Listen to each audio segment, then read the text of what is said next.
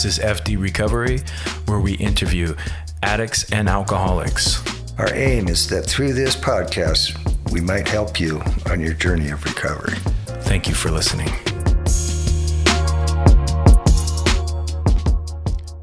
Hello, this is F.D. Recovery. My name is Frank, your host, and I got a guest host with me here today. My name is Shelly. Hey, Shelly. Hi, Frank. So for you listeners, this is the portion of the podcast that is the weekly intention. Basically, we do a topic or a spiritual principle and we work it throughout the week, and then we come up with a new one week to week. All right. So this week the topic is going to be self-talk. But before we dive into that, we'll talk about how respect worked for us, which was last week. Respect. So that was an interesting one for me. It didn't pop up too much for me, but it did in like my settings for the meetings that I went to, and I talked about it and try to really focus on it throughout the week. And the respect thing is one thing that really resonated with me that somebody said at the meeting we were at on Friday.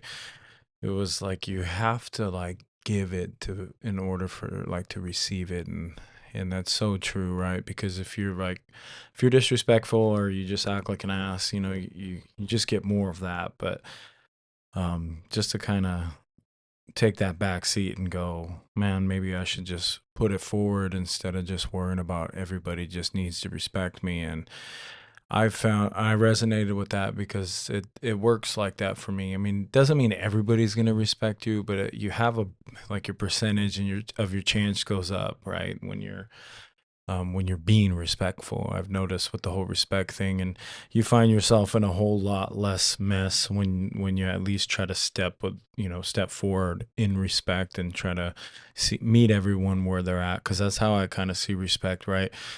Is when you're in a situation, you just understand where you're at and you try to understand where they're coming from. And that's that's the whole concept of it. But that's the way I really, it really hit for me this week. Let me put this so there's no buzzing going on. There we go. So respect. How did it work for you? In our home life, as we navigated the third week with our your daughter, my stepdaughter here, kind of brought up respecting your elders and vice versa, kind of talking to her and working with her and figuring out where she's at and her headspace and assimilating into this environment. And we're also having to assimilate into her environment. And it's a learning curve for every one of us involved. And so this last week, it was very interesting to see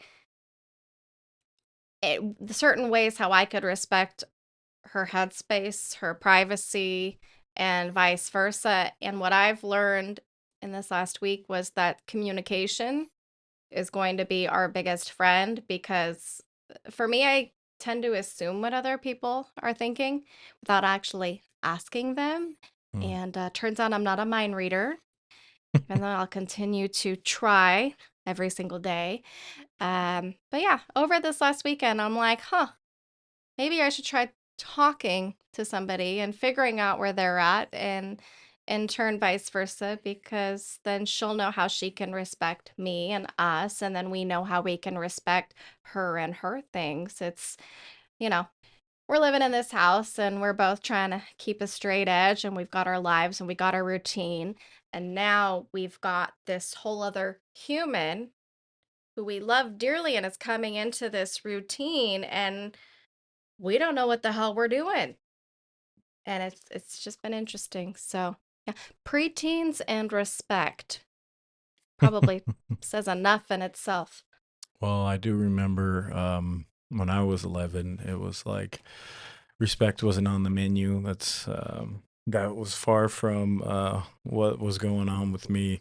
If anything, disrespect was for sure on the menu, and it's what was being served, and that was what reality was, right? I couldn't quite see those connections at such a young age, and most of my adulthood and preteen, teens, and then adulthood, there was a lot of that disconnect, right? And trying to under getting to a point where you're trying to even understand somebody else's point of view is tough, because what works for me is like the ego, or the way it worked for me was like the whole ego factor. It kind of, it was this tug of war of like, it was a competition. The thing about competition is somebody wins and then there's also a loser, right? And when it comes to communication, that's not the game that you need to play, because yeah, someone will win, but then who's going to lose, right? And when it comes to communication, it's just like trying to find that middle ground. Yeah, life is full of competition, but when it comes to, especially a situation, whether it's a significant other, a loved one, family member, all these things that we deal with in relationship, it needs to get past that, that mindset of right, wrong, win, lose. And I think that's the biggest thing, for me, is that I try to carry on through this is respect, because there's a lot of things that come up in my daily life where I look at, whether it's a person, whether it's a situation, and I'm just like, scratch my head and go, what the fuck were they thinking?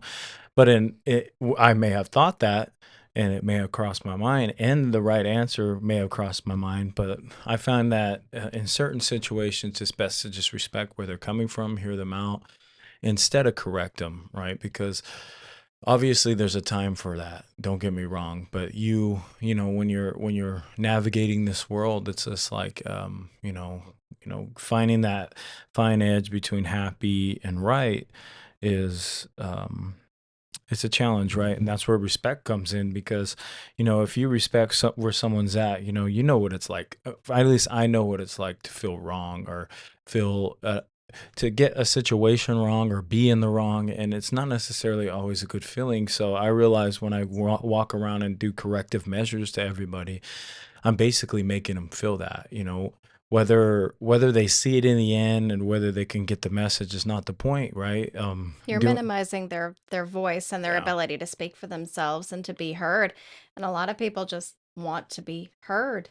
And I think that showing respect by, shutting up and showing up and listening to what they have to say can make a huge difference. We're Yeah. not born with, knowing how to respect or what respect is. So it's something that you more or less learn. But the only way to learn it is to practice. hmm And we know what, especially we got the little Rhea bug in the crew now, and it's kind of funny to watch her lawlessness, if you want to call it, her uncivilized. Mine, mine. Everything, mine, everything, mine.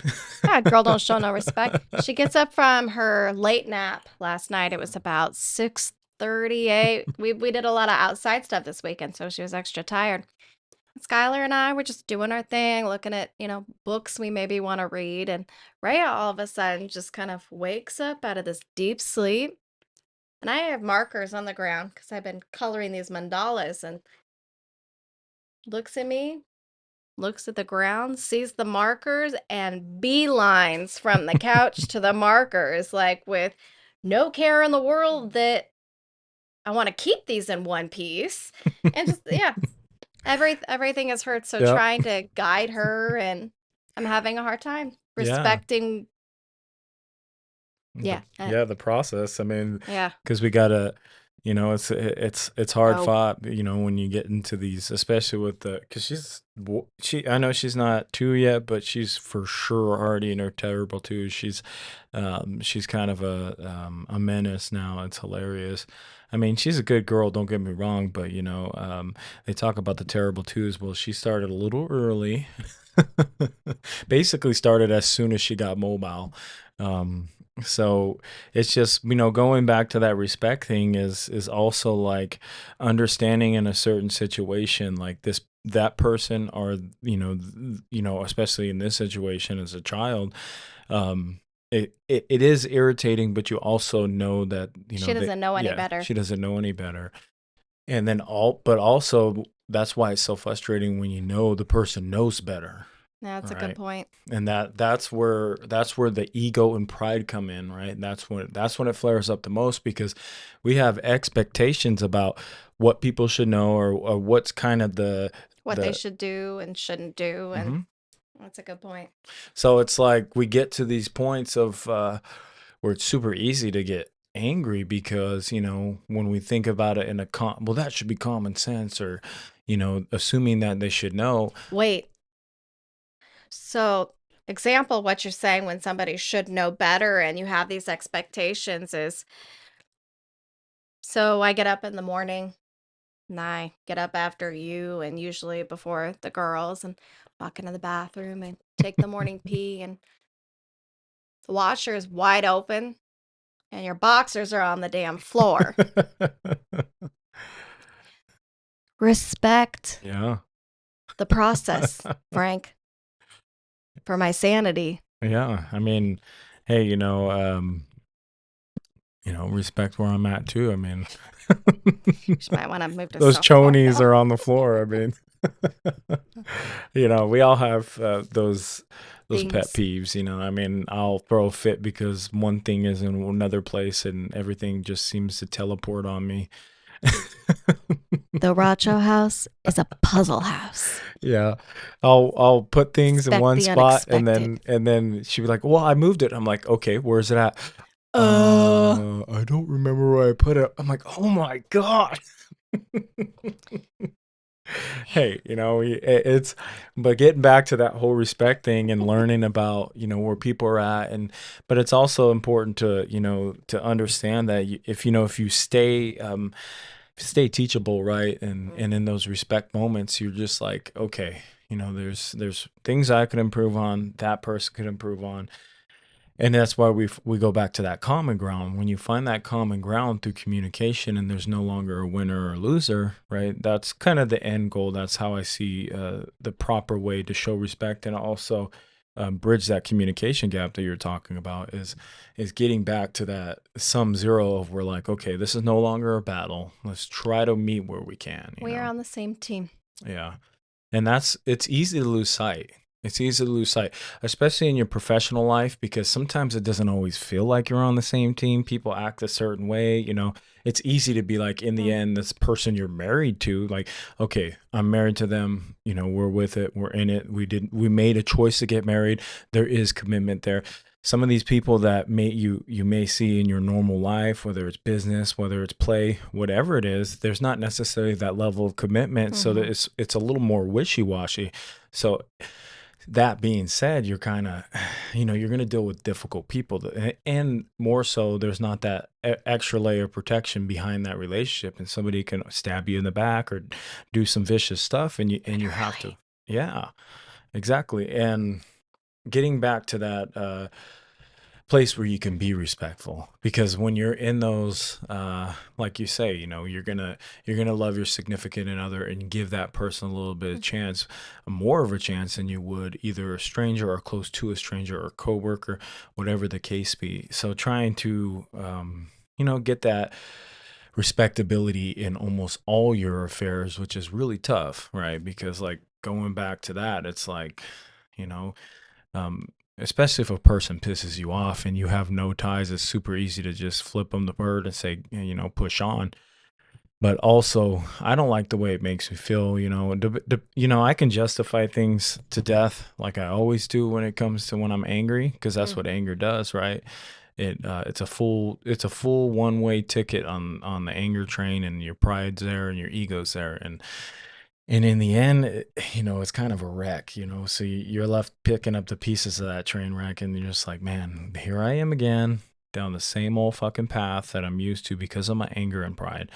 And that's why we gotta keep that level of respect, no matter, this is the way I see it, when you're, no matter what relationship you're stepping into or what situation you're going to, understand, man, people are people, man. That person that you're dealing with was once a baby.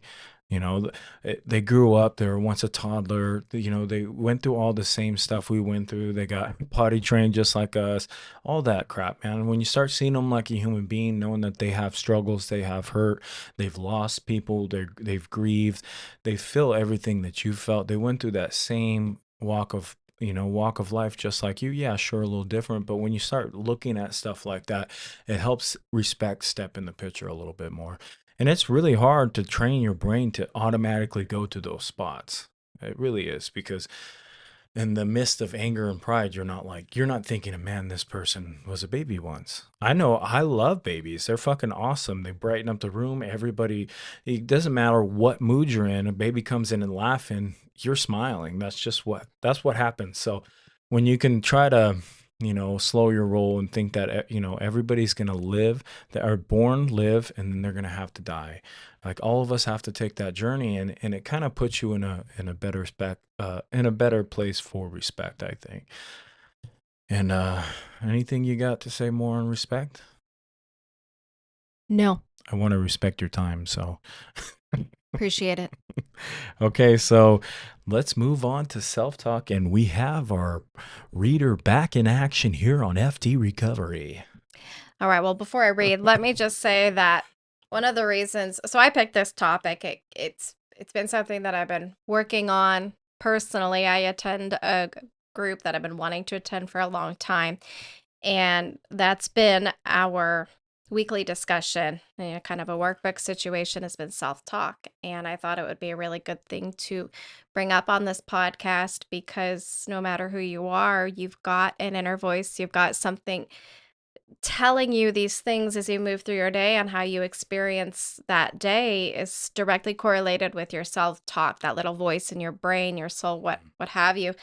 So I guess good old mighty Google is now your coined phrase Yeah, here. mighty Google. Let's see what our friends at Google have to say. So self-talk is the internal dialogue or conversation that a person has with themselves.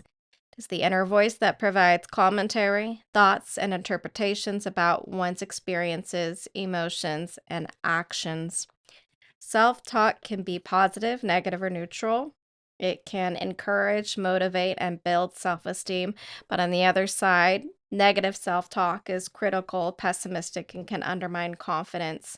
It Mm, is a natural and important part of human cognition, and it helps us process information, make sense of the world, and regulate our emotions.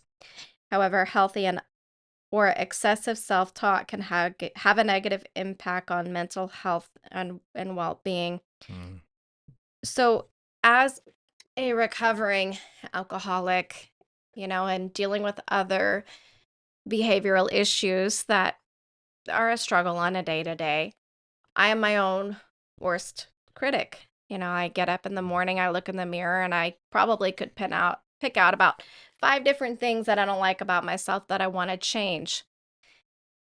And that doesn't feel good because I would like to wake up in the morning and look at myself in the mirror and be okay with that person and not want to change anything about the way I look physically or otherwise. That being said, with the state of mind that I have had the privilege of going through, yeah, I was really hard on myself, down on myself. And when you are using and abusing, that self talk, in my experience, is amplified. mm, It is like somebody is in that brain, but it is overpowering every piece of it. Like it's a megaphone in the stands and just saying, you're horrible, you're stupid, you're awful. Why would you do this? Why would you do that? You know, it's not fun. And I don't want that person taking over that part of my brain. I want to find that balance to where that person can say those things in an encouraging way. You don't like the way you look? Well, that's okay. What can you do about it? What can't you do about it? And figuring out the tools to move forward and make it a positive experience instead of a negative one. mm. And so I think, yeah, self-talk is important, and I'm really happy that right now that's the forefront in my journey because I could always use more positive self-talk. The way that I talk to you most of the time And the people in my life, the things that I tell you, I wouldn't s- I wouldn't be mean to you like the way I'm mean to myself. Yeah. The things that I say to myself, I wouldn't look at Skylar, wouldn't look at Rhea, I wouldn't look at my son, who unfortunately isn't in my day-to-day life, but I wouldn't look at them and say, "You're ugly. You're eating too much. Your clothes don't fit. You're a dirty person. You shouldn't think that." I would never say that to them. And the fact that I said those things to myself on a regular basis breaks down my whole spiritual wellness. Mm. That's not a good feeling. I don't like feeling shitty. I want to feel good. Well, I'll chime in on this self-talk, right? For many years, I dealt with, that negative headspace and the spiritual disconnect that you don't even realize this is missing, right? And there's countless times where I've looked in the mirror and I've called myself a fat piece of shit, ugly, you're not enough. The list goes on. And for men, we're inadequate, or we're the list goes on, not strong enough, can't protect, it can't provide. And for men, our mental health can get really, really damaged because as as much as the struggles for women is like beautiful and all these other stigmas that come along with the gender kind of what we're dealing with, right? For men, it's just it's always this feeling that we're never enough, right? And that was something I really struggled with for many years, and it pops up from time to time. But I've learned my mantras to get me out of that. When I Mm. see that, I see myself looking at myself in the mirror and saying, "You piece of shit," and "You're ugly." The way I get out of that darkness is repeat those phrases. "I love you. Please forgive me. Thank you." And I say it with confidence, right? Because the thing is, right, you can get really down on yourself, man. It's super easy to see the negative in this world. You turn on the TV and it's right there. You turn on Facebook, you jump on Instagram. Everybody's dissing each other. Everybody's trying to play this ego game, and that good for them, right? It's not a judgment. Me judging you, it doesn't make that reality. But the life I try to live today, it's much different than the life I've lived in the past, right? And I can't get caught up in the narrative of that negativity, right? Because everything's a story, man. The way I treat myself, the way I carry myself, the way I walk, it all tells a story. As soon as you walk in the room, you're telling a story, right? The way you say thing, the tone, all of it. And it's one thing is to get really tuned into that and understand your body language, your communication of what you're doing. It's all telling a story, and it's a self-talk that you've been talking within yourself, right? When I'm feeling like shit and I'm pissed off at myself and I'm calling myself ugly and all these bad names and fat and all these things that we struggle with, right? All these insecurities, what happens is it shows up in my body language. It shows up in my attitudes and my tones, right? And everybody suffers, right? So the way I see it, if I'm doing this work within myself to, so when I look in the mirror and I see, or if I look on the scale or I look at these things outside, you got to know what you could control and what you can't, right?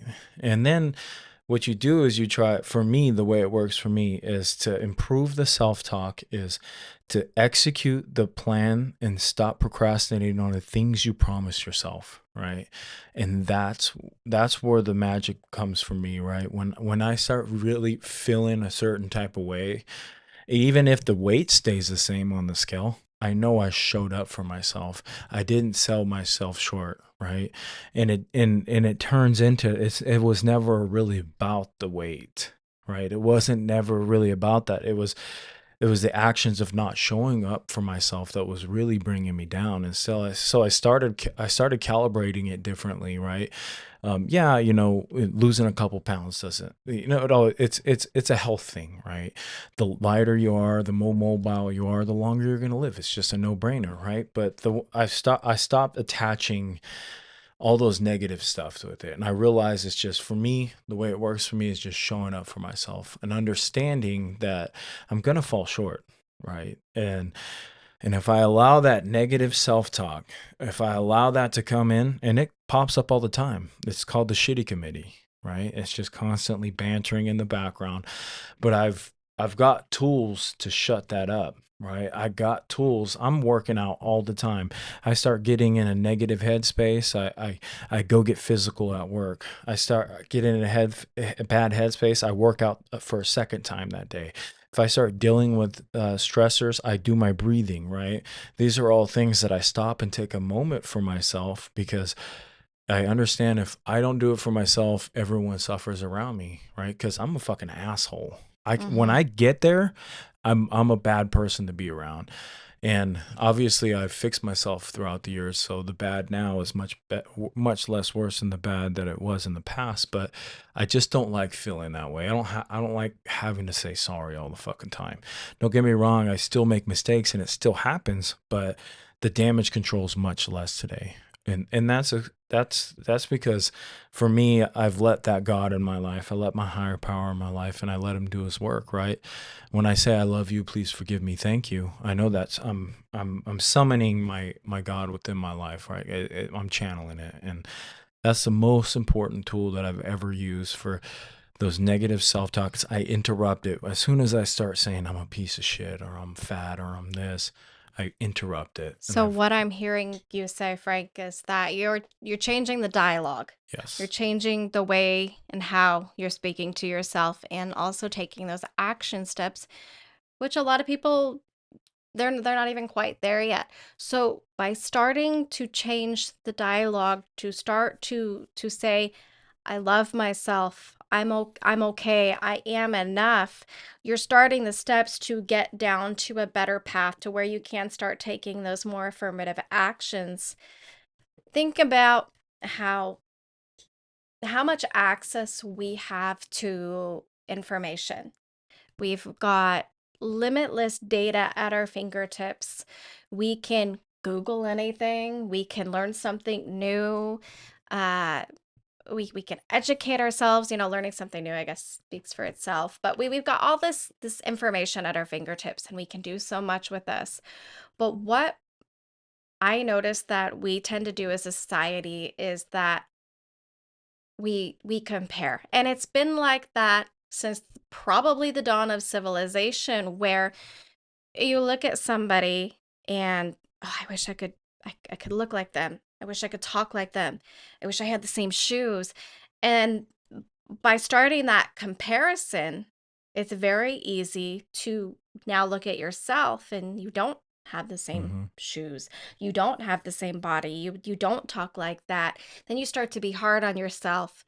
The Right. access to information that we have, these social media aspects specifically, can be so dangerous. And what we do and what people do, you can be having dinner at a dinner table or lack thereof. The whole family can be sitting there, right? But every single one of you has a device, has a cell phone. You're not fully present, you're not fully engaged, and instead you're doom scrolling, and you're comparing, and you're wishing, and you're wanting. If we didn't have access to that, if we put our shit down for a little bit of time and was actually present with one another, how would that self-talk change? What would that look like for you? What I see, especially in younger generations, scroll, scroll, scroll. TikTok, Instagram, Facebook, X, what have you, YouTube. Then these kids are coming up to you and, I want this. I want to be like that. I want to do this. I want to do that. And if it doesn't work out that way, then what? You want to learn how to do something and you don't do it good enough. You don't do it good on the first time, and you're telling yourself you're a failure. You Mm-hmm. give up. And then what? And having access to all this information can be so wonderful, but I feel like it's not being used for good, and instead it's increasing this negative self-talk. And thank God that there's not a stigma on mental health discussions like there used to be, because there's avenues, there's places that people can go to have these conversations and not feel like they're doing anything wrong.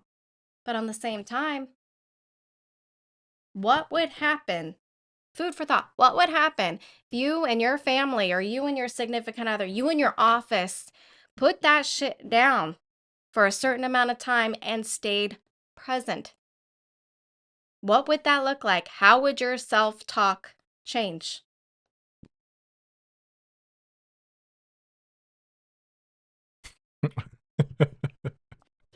So, the connection with this whole social media, and it really took the whole communication factor away, right? Mm, And for a lot of people, they really suffer when it comes to communication. mhm, That, for me personally, has never been a problem. As far as communicating, talking to whether it be females, guys, it just never was a problem for me. But I can see for people out there that do have that struggle, and especially this young generation coming up. I mean, I just watch them avoid social situations, and mhm, um, you know, and even as successful as I am with communications at times, what happens is I still feel fear, anxiety. I feel it all the time, before a conversation, during a conversation, and after a conversation. The one thing that I've learned to really latch on to is courage, right? mhm, Because although the one thing I learned is I'm going to feel emotions. I'm going to feel sadness, anxiety, anger, all these things up, and they're going to pop at me, and sometimes all at once. And even joy can be thrown into the mix, mhm, excitement, and then feel fear because you feel the excitement because you think things are going to go bad. There's a whirlwind sometimes, right?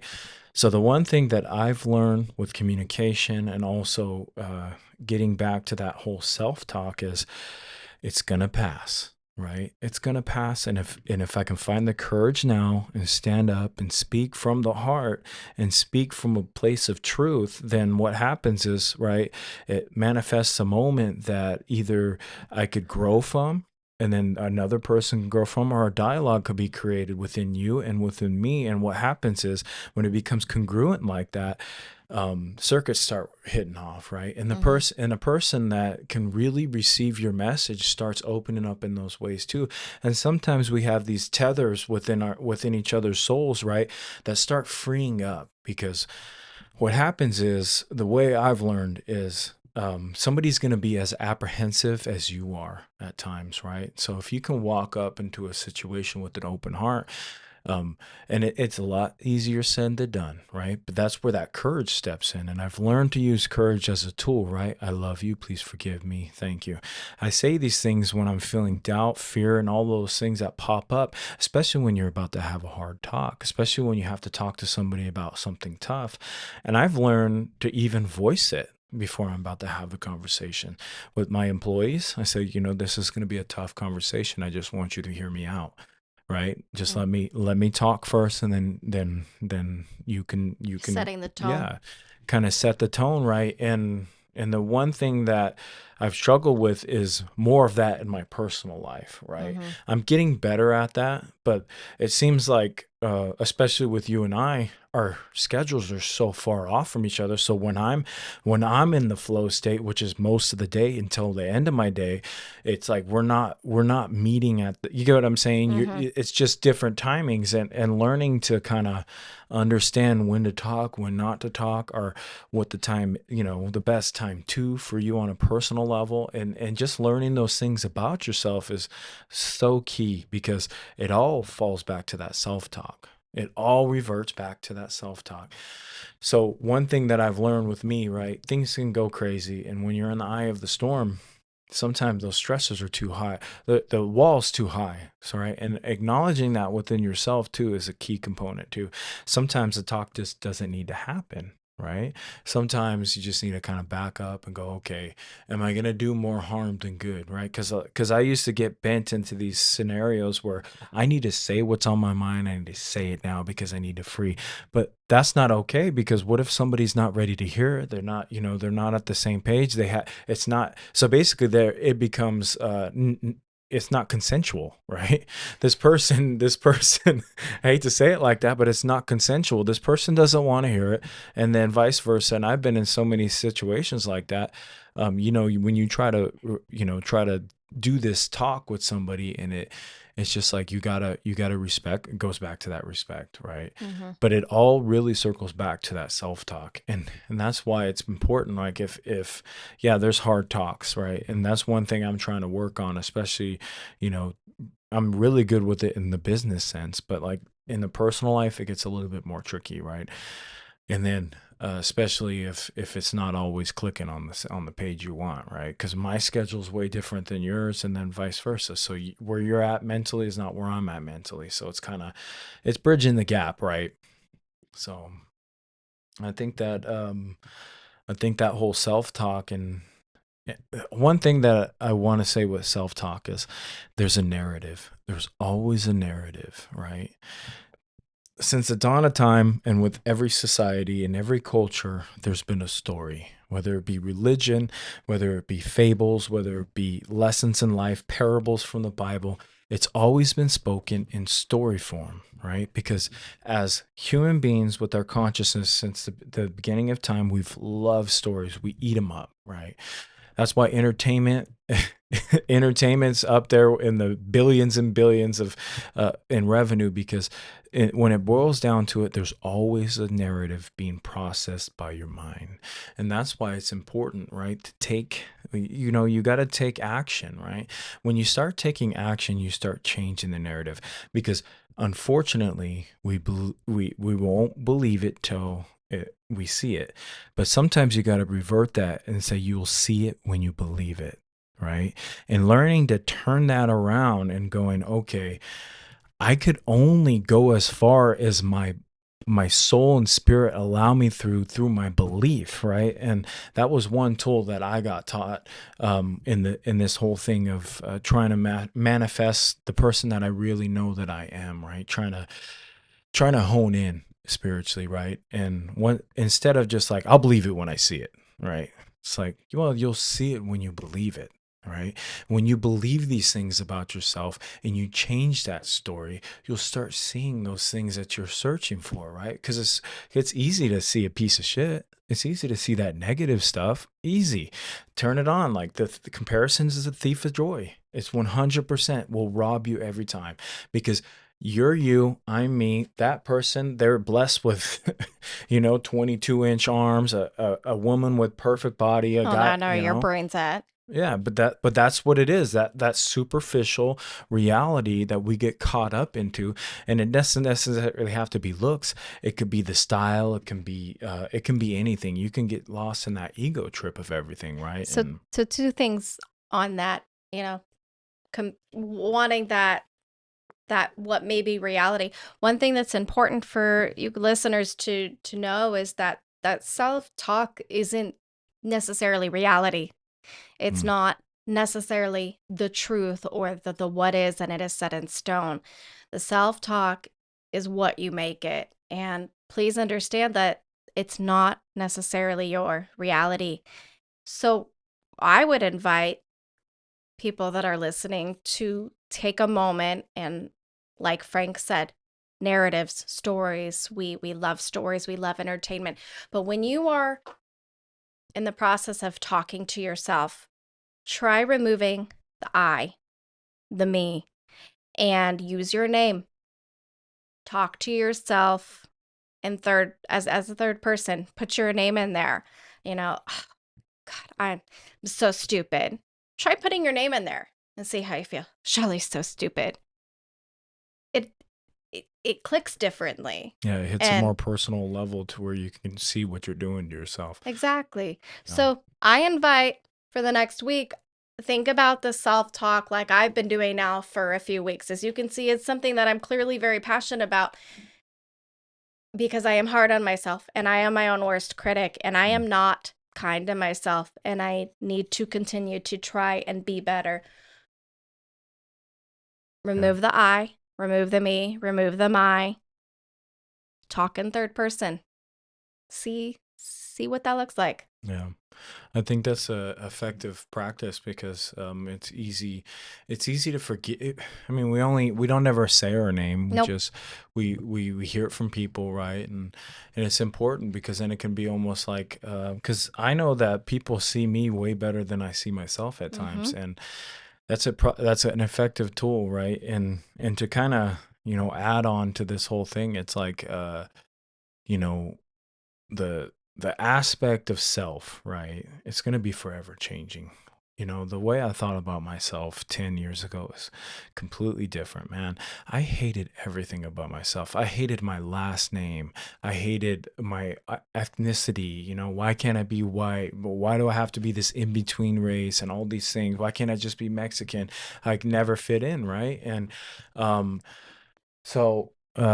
we'll stay cognizant of your time. So we'll wrap this up shortly. But I want to end with this: is that narrative and that self-talk, right? You you can rise above some of this stuff, right? Get into that zone where you're taking, but it's also a confidence thing, right? Stop breaking promises to yourself. You'll see if you start keeping your promises, your self talk will improve. That's one of the actions you can do physically, but also is interrupt those thoughts of the negativity, man, and also use that tool you said. Talk to yourself in third person. You'd be surprised. You never talk to your daughter, or at least I know I wouldn't ever say the shit that I say to myself to them because it's not right, right? And well, all right. Anything else you want to add on self talk before we wrap it up? No. Okay, cool. Thank you. All right. So this is FD Recovery. This week we're doing self talk. So kind of hone into that. Watch the way you're talking to yourself. Also, it is important. I want to add one thing before we jump off. It is important. It is important to have that critic within yourself, so you can see the wrong Mhm. things you're doing, right? It's not all bad, but it's important if you're doing things like that to do it with a sponsor, do it in therapy, so you have someone there to kind of show you the way, right? So I will say not all negativity about yourself and it's just about getting in that morbid reflection is the problem, right? Getting into that negative headspace where you start beating yourself up. There's a plenty negative things that I've told myself and then I've improved from, right? But don't get lost in that self-talk where you're hurting yourself, because that's not the goal here. Let's grow, let's live, and let's love. And this week is self-talk. This is FD Recovery. Thank you. We're out. Peace. Thank you for tuning in to FD Recovery. A reminder, be kind to yourself on this journey of recovery. Also, call your sponsor, get connected to local support groups, and for one day at a time, stay clean and sober.